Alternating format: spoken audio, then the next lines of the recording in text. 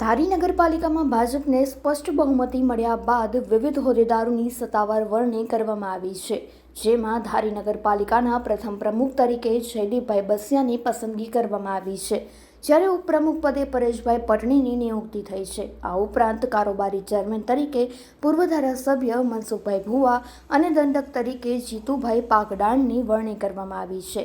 ભાજપ શાસિત નવી નગરપાલિકાના આ તમામ નવનિયુક્ત હોદ્દેદારોને કાર્યકરોએ શુભકામનાઓ પાઠવી હતી।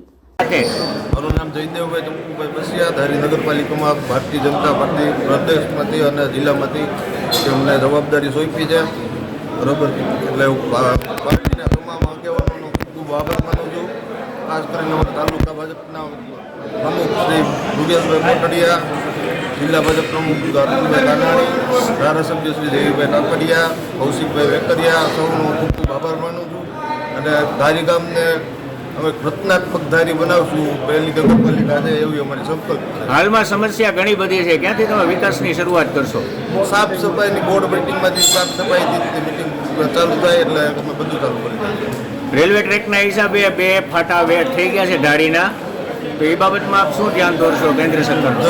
જરૂરી ધ્યાન અમે આગળ દોરશું। સંસદ સભ્યશ્રીનો કોન્ટેક્ટ કરીને જરૂરી ધ્યાન અમે આગળ દોરશું।